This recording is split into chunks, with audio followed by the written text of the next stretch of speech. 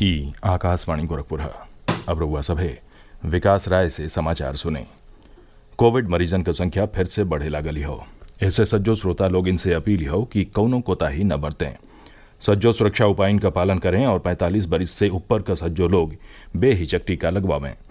सुरक्षित रहें और यह 3 आसान उपायन का पालन करें। मास्क लगावें, 2 गज दूरी हो जरूरी, सुरक्षित दूरी बनौले रहें, हाथ और मुंह साफ रखें। और अब समाचार। प्रदेश में 45 बरिस से बेसी उम्र वाले लोगिन का टीकाकरण काल से शुरू हो गई हो। इस श्रेणी में टीका लगवावे का पात्र लोगिन में 1 जनवरी 1977 से पहले पैदा भइल लोग शामिल हवें। टीकाकरण प्रक्रिया के सरल बनावे बदे गंभीर बीमारी के शर्त के हटा दिहल गयल हो। 45 बरिस चाहे वसे बेसी उम्र का सज्जो लोग टीकाकरण बदे कोविन पोर्टल के जरिए ऑन साइट पंजीकरण करा सकेलें। एकरे अलावा टीकाकरण केंद्रों पर पंजीकरण का सुविधा उपलब्ध हो। जो त केहू कोविन के जरिए टीकाकरण बदे ऑनलाइन बुकिंग कैले हो त एके कौनहू निजी चाहे सार्वजनिक अस्पताल में अलग से बुकिंग करावे क जरूरत नइखे। जो त कौनो अस्पताल टीकाकरण के यह दिशा निर्देशन का पालन नहीं करत हो त को टोल फ्री नंबर 1075 पर शिकायत दर्ज करावल जा सकेला। टीकाकरण केंद्रन में टीका लेवे बदे लोगिन में खूबे उत्साह देखल जा रहल हो। टीकाकरण बदे प्रदेश में 5000 से बेसी केंद्र बनावल गयल हो।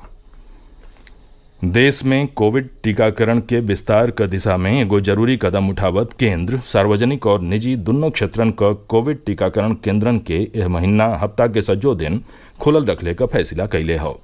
केंद्र सज्जो राज्यन और केंद्र शासित प्रदेशन के चिट्ठी लिखी के उनसे कहले हो कि ऊ यह केंद्रन के पूरा महीना सप्ताह के 7 दिन खुलल रखें। ये केंद्र राजपत्रित छुट्टियों पर खुलल रही। राज्यन और केंद्र शासित प्रदेशन के साथ विस्तृत बातचीत के बाद एक कदम उठावल गयल हो, जौना से ढेर लोग टीकाकरण के सुविधा का लाभ उठा सकें।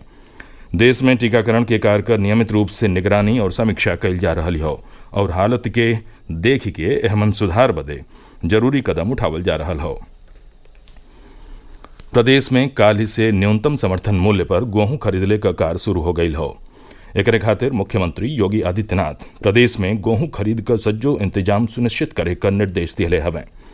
मुख्यमंत्री कहलें कि ये सुनिश्चित कैल जाओ कि किसानन के अपन उपज बेचे बदे ढेर समय का इंतजार न करे के पड़े।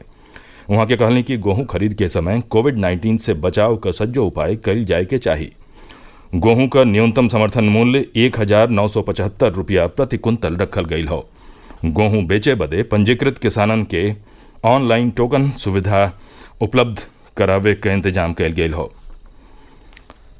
दिल्ली मेरठ एक्सप्रेस वे बिहने से यातायात बदे खोल दिहल गयल हो। एकरे खोलल गयले से दिल्ली और मेरठ के बिच्चे अइले गयले में लागे वाला समय 2.5 घंटा से घट के 45 मिनट रह गयल हो। एगो ट्वीट सनेसा में सड़क परिवहन और राजमार्ग मंत्री नितिन गडकरी कहले हवें कि एक्सप्रेस वे का कार्य पूरा कैके सरकार दिल्ली और मेरठ के बीचे सफर के समय के कम करे का अपन वादा पूरा कै दिहले हो। 96 किलोमीटर लम्हर और 14 लेन वाला दिल्ली मेरठ एक्सप्रेस वे से दोनों शहरन के बीचे सफर का समय खाली 45 मिनट रह गई हो। ऐसे दिल्ली से मुजफ्फरनगर, सहारनपुर, हरिद्वार और देहरादून का सफर का समयो कम भइल हो। एक्सप्रेस वे के बनौले में 8000 करोड़ रुपया लागत आयल हो और ऐसे यातायात में भीड़ भाड़ और प्रदूषण की समस्या के समाधानों में मदद मिली।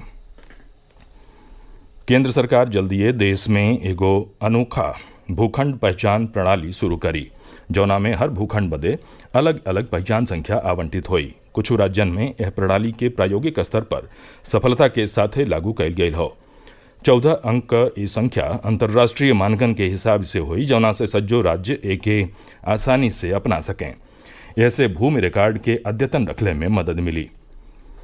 प्रभु ईसा मसीह के बलिदान दिवस गुड फ्राइडे पर आज प्रदेश भर में कोविड नियम के तहत ईसाई धर्म के माने वाले लोग गिरजाघरन में आज के विशेष प्रार्थना सभा में हिस्सा लिहलें। अजुए के दिन प्रभु ईसा मसीह के सूली पर चढ़ा दिहल गेल रहे। यह बिच्चे काल ही गुड थर्सडे पर गिरजाघरन में विशेष प्रार्थना सभा का आयोजन कैल गये। पुरोहित, धर्माचार्य और ईसाई धर्म के माने वाले लोग एक दूसरे का गोड़ धो के प्रभु ईसा मसीह पर अपन आस्था जतौलें। प्रधानमंत्री यह मौका पर एगो सनेसा में कहले हवें कि गुड फ्राइडे हमने के ईसा मसीह के संघर्ष और बलिदान का याद दिया वेला। अपने ट्वीट में वहां के कहलें कि ईसा मसीह का जिंदगी जरूरतमंद लोगन का सेवा और रोगियन के स्वस्थ करे बदे समर्पित रहल। समाचार पूरा भइल। नमस्कार।